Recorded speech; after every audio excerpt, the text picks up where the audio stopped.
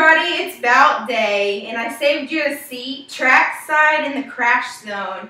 I know you're probably wondering, what is the crash zone? Well, I'm here to tell you a little bit about roller derby, the sport of roller derby, and it actually started in the 1920s and 30s, where essentially it was just a race around a track with two people, sometimes with teams, and they went counterclockwise around a track. Kind of a boring concept in comparison to today's roller derby. Modern roller derby is very fast-paced and aggressive, not violent, but people do fall, people do get hurt. Now, men and women both play roller derby. There's leagues for both. Most popular is Women's Flat Track Derby Association, so Women's Flat Track Derby, also known as WFDA.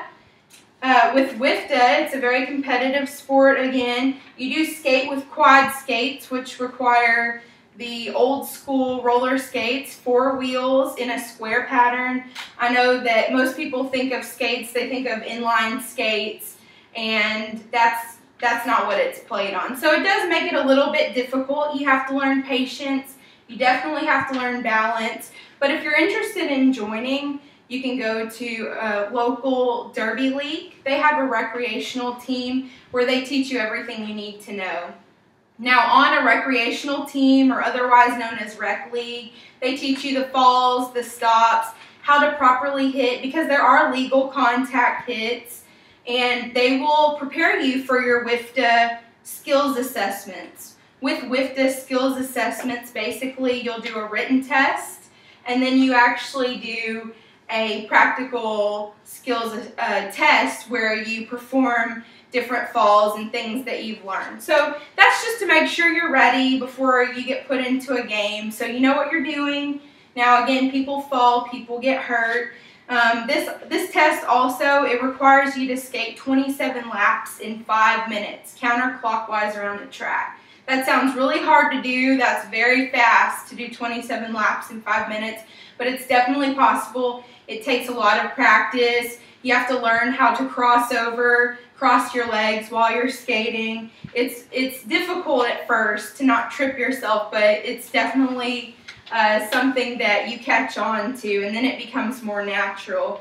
Now, the actual game of derby, the gameplay of roller derby, you have blockers and then you have jammers. With the jammers, you have 2 jammers, 1 for each team. Now, they're the people that score the points. All the blockers make up what we call the pack. And the pack essentially plays offense and defense for the jammer.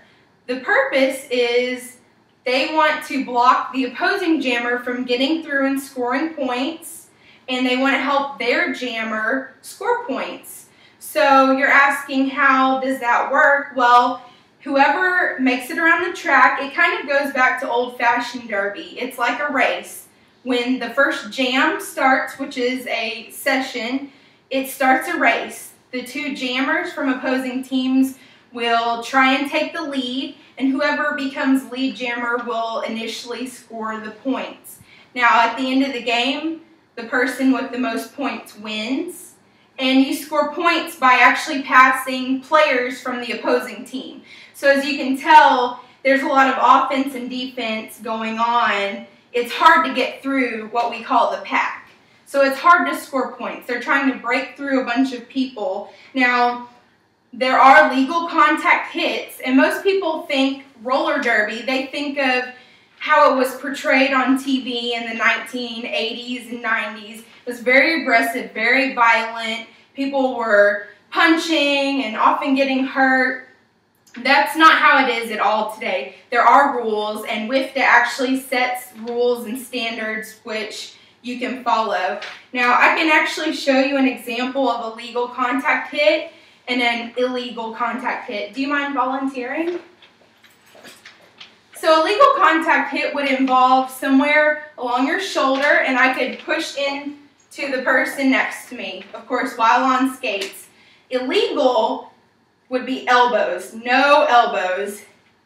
You would not want to elbow somebody. That would land you in the penalty box. Thank you. And you don't want to be in the penalty box, because if you go to the penalty box, you are minus players on the track. If you're minus players on the track, it makes it that much easier for the opposing jammer to get through and actually score points. So you definitely don't want to get too aggressive and land your players in the penalty box. Now, it is still fast-paced, and that is why most people like it. It still is aggressive. Again, people do fall, they trip, they get hurt, but it's very enjoyable to watch. One of the best things is to actually see the players' names. Now, roller derby is like a whole nother world. You become family. You get so close to these people, and you get to choose your own roller derby name, and there's often really funny, really creative roller derby names. So even if you're not interested in actually playing the sport, just watching the sport is phenomenal. It's great to watch because it is so fast-paced. You can pick your favorite player, cheer on the jammers. It's just a really great sport, especially with the WIFTA, the Women's Association. It just encourages a lot of teamwork and hard work, and it's really great.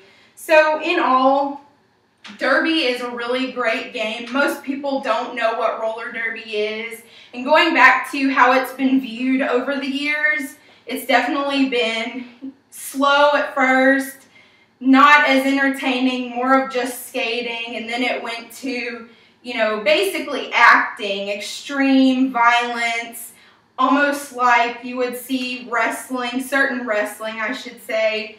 But now it is definitely a sport, and most people don't see it that way, but it is a competitive sport. There are rankings, and it's very exciting. So that's roller derby, and just remember, if you are on the track, go fast and turn left. Thank you.